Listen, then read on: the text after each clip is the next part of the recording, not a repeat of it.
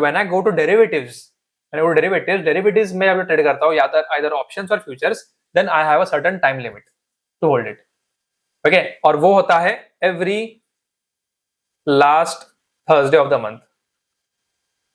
ठीक है, हर महीने के हर एक लास्ट थर्सडे तक का जो है मेरा एक्सपायरी, यानी कि अगर मैं रिलायंस के डेरिवेटिव या तो मैं रिलायंस का ऑप्शन या रिलायंस के फ्यूचर खरीदता हूं, तो मुझे उसका जो टाइम लिमिट कभी तक है, महीने का लास्ट थर्सडे।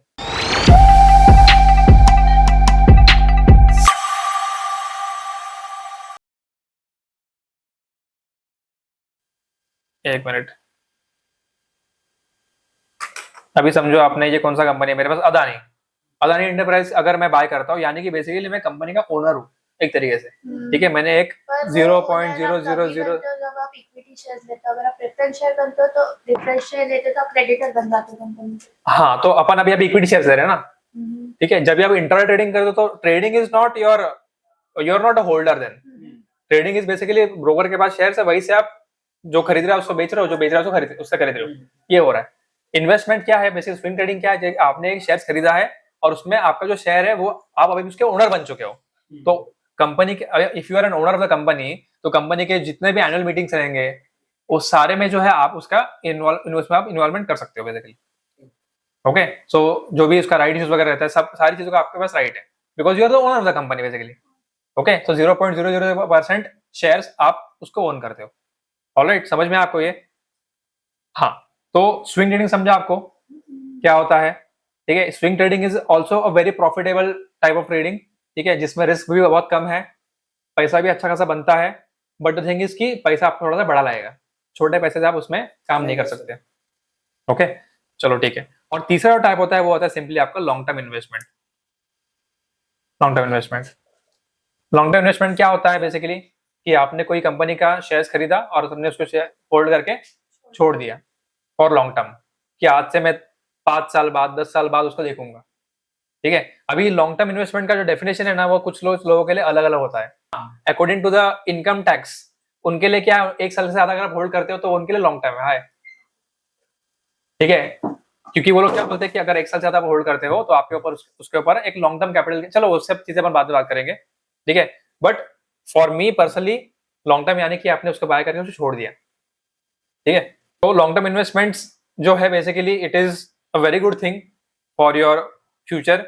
तो मैंने भी कुछ स्टॉक्स जो है वो लॉन्ग टर्म के लिए लिए हुए 2020 में। ठीक है, बिकॉज तभी मार्केट क्रैश हो गया था, राइट, बिकॉज तभी मार्केट जो है वो आया था ऑलमोस्ट यहाँ पे 8,500 9,000 के आया था। तो मैंने यहाँ पे बहुत सारे शेयर्स में इन्वेस्टमेंट किया था ऑलरेडी। ठीक है, जैसे कि मैंने, if I just give you some examples, तो आई कैन शो यू कि मेरे पास जो कौन से मेरे पास एक्सिस बैंक मेरे पास है at a price of 388 rupees, तो 380 के आसपास मैंने उसको खरीदा हुआ है।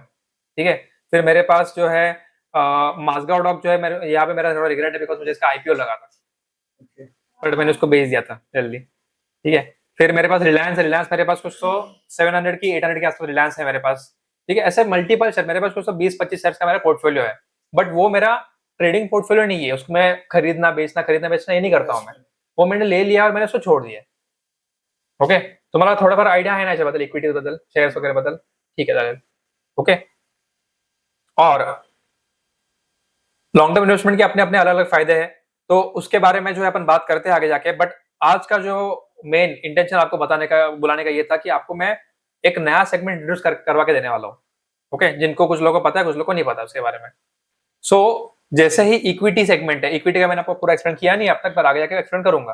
तो वैसे ही दूसरा जो सेगमेंट है आपका, अभी आप ध्यान देना, आप चाहिए तो नोट्स बना लेना इसमें। ठीक है, वो है आपका डेरिवेटिव्स। ओके, अभी डेरिवेटिव्स क्या है? डेरिवेटिव्स इंटीग्रेशन जो आपको था मैथमेटिक्स में। ठीक है, तो उतना डिफिकल्ट नहीं है अपना ये वाला चीज है, बट डेरिवेटिव्स ये जो वर्ड है ना, वर्ड उसका मीनिंग समझो क्या। डेरिवेटिव्स का 2 अलग पार्ट है, डिराइव्ड फ्रॉम समथिंग बेसिकली। ठीक है, तो बेसिकली डेरिवेटिव्स का मीनिंग भी वही है कि इट इज एन एसेट जिसका खुद का कुछ वैल्यू नहीं है, उसका वैल्यू ना किसी और चीज से डिराइव किया गया है। जैसे कि समझो एक, अगर आपको मैं एग्जांपल देने जाऊं कि मेरे पास एक समझो 100 रुपए का नोट है, तो 100 रुपए का जो नोट है अगर टेक्निकली देखोगे तो it is just a piece of paper, but जब उसके ऊपर आरबीआई का स्टैंप लगता है तब उसकी वैल्यू 100 रुपए बन जाती है। अगर मैंने आपको एक नोट दिया इसके बाद आरबीआई की वैल्यू नहीं है, कुछ वैल्यू है उसका फिर? कुछ value, it's just a piece of paper, you can just tear and throw it, but जब उसके ऊपर आरबीआई का स्टैम्प लगता है तब उसकी वैल्यू 100 रुपए बनती है। तो derivatives basically are similar like that, उसमें उसकी खुद की कुछ वैल्यू नहीं है, उसकी वैल्यू जो है वो एक अंडरलाइन एसेट से डिराइव की गई है, and that underline asset, asset मतलब पता है क्या होता है आपको? एसेट म्हणजे माहिती है क्या असतं? एसेट एंड लायबिलिटी माहिती है ना, ठीक है। तो उसका डेरिवेटिव जो उसका जो वैल्यू है वो एक अंडरलाइन एसेट यानी कि इक्विटी से डिराइव किया है, यानी कि बेसिकली रिलायंस का जो शेयर है, ठीक है, रिलायंस का जो शेयर है जैसे ये वाला, ये रिलायंस का ये एक अपना इक्विटी है, ये अपना एसेट है, ओके। रिलायंस का जब ऐसा वैल्यू बढ़ेगा वैसे ही उसका डेरिवेटिव का वैल्यू बढ़ेगा, रिलायंस का जैसे वैल्यू गिरेगा वैसे उसका डेरिवेटिव का वैल्यू गिरेगा। डेरिवेटिव क्या आपको बताता हूं मैं, ठीक है, मतलब बेसिकली ये जो है डेरिवेटिव जो है ना, इसकी जो वैल्यू है वो इक्विटी से डिराइव की गई है, इक्विटी बढ़ेगा तो डेरिवेटिव बढ़ेगा, इक्विटी डाउन तो डेरिवेटिव डाउन, ओके, समझ गया आपको? अभी खुद का कोई वैल्यू नहीं है, ठीक है। अभी आपको उसको और अच्छे से एक्सप्लेन करता हूं मैं। डेरिवेटिव्स में, डेरिवेटिव्स के अंदर there are two different types of trading, ठीक है। अब इसके बारे में आपने सुना रहेगा बट आपको एग्जैक्टली वो क्या है पता नहीं है। एक होता है आपका फ्यूचर्स,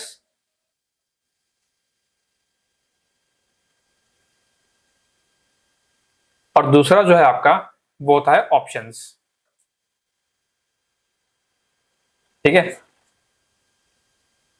सुना इसके बारे में, फ्यूचर्स एंड ऑप्शंस क्या होता है पता है आपको? पता है क्या है एग्जैक्टली पता है ऑप्शंस वगैरह काम कैसे करते हैं? So मी ऐकलंय की फ्युचर आणि ऑप्शन लाईक प्रेडिक्ट असतं ना, लाईक बेट जैसा होता है, बेट आपको क्या पता है उसके बारे में, एफएनओ के बारे में? कुछ आप लोग बताओ मुझे, आपने कुछ सुना है एफएनओ के बारे में? ये कर सकते हैं, एस्टिमेट कर सकते हैं वो हाँ वैल्यू, हाँ, एंड देन वो आई थिंक लास्ट थर्सडे और फर्स्ट थर्सडे को उसका एक्सपायरी होता है। एक्सपायरी होता है। और कुछ पता है तो सुना है इसके बारे में?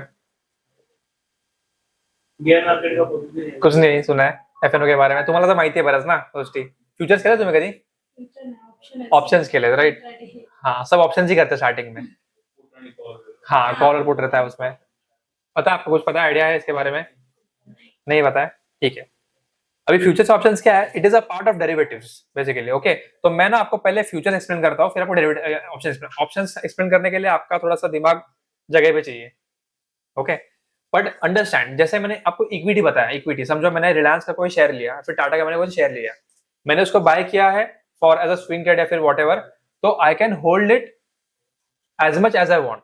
मैंने उसको आज खरीदा है ना, तो मैं उसको कल बेचूं, एक साल बाद बेचूं, मैं उसको 10 साल बाद बेचूं, या फिर मैं कभी बेचूं ही नहीं उसको, वो मेरे ऊपर डिपेंड करता है, मेरा है अभी, ठीक है। उसके ऊपर कोई भी टाइम लिमिट नहीं है until unless you select intraday. Intraday तो मतलब आपको पता है डे ट्रेडिंग है, but if I select delivery यानी कि if I select long term, तो मैं उसको जब चाहे तब तक होल्ड कर सकता हूँ। फ्यूचर मतलब लॉन्ग टर्म इन्वेस्टमेंट जैसा ही है? नहीं, ऐसे ही सबको डाउट होता है बट वैसा नहीं होता है, ठीक है। फ्यूचर्स क्या होता है आपको बताता हूँ मैं। वो इक्विटी अलग पार्ट हो गया, अगर मैं आज से 50 साल बाद चला गया तो मेरा जो नेक्स्ट जनरेशन है, फिर मैंने जिसको भी नॉमिनी डिक्लेयर किया तो वो उसका होल्डर बन जाएगा बेसिकली, ओके। तो I can hold it as much as I want, lifetime तक मैं उसको होल्ड कर सकता हूँ, ठीक है। But when I go to derivatives, derivatives में अगर ट्रेड करता हूँ या आइदर ऑप्शंस और futures, then I have a certain time limit to hold it, okay. और वो होता है every last Thursday of the month, ठीक है। हर महीने के हर एक लास्ट थर्सडे तक का जो है मेरा एक्सपायरी, यानी कि अगर मैं रिलायंस का डेरिवेटिव या तो मैं रिलायंस का ऑप्शन या फिर रिलायंस का फ्यूचर खरीदता हूं, तो मुझे उसका जो टाइम लिमिट कभी तक है, महीने का लास्ट थर्सडे, ओके। समझो मैं टाटा का फ्यूचर खरीदता हूं, टाटा टीसीएस का फ्यूचर खरीदता हूं, टीसीएस का ऑप्शन खरीदता हूं, तो मेरे पास टाइम लिमिट कभी तक है, महीने का last Thursday of the month, okay. समझ गया आपको ये? भाई कभी भी कर लो, एनी टाइम। हाँ बाय आप कभी भी करो, बट आपके पास टाइम लिमिट कभी तक है, last Thursday of the month, okay. तो इसको कौन बोलते हैं? एक्सपायरी, जिसको कौन बोलते हैं? एक्सपायरी, यानी कि basically validity of that particular contract. Upon basically यहाँ पे कॉन्ट्रैक्ट्स खरीदते हैं कि हाँ ये मेरा 1 महीने का कॉन्ट्रैक्ट है, 1 महीने में अगर मैंने जो बोला है अगर वो होता है तो आई विल प्रॉफिटेबल, अगर मैंने जो प्रेडिक्ट किया, फिर मैंने जो एनालाइज किया है वो अगर नहीं होता है तो I will be in a loss, okay.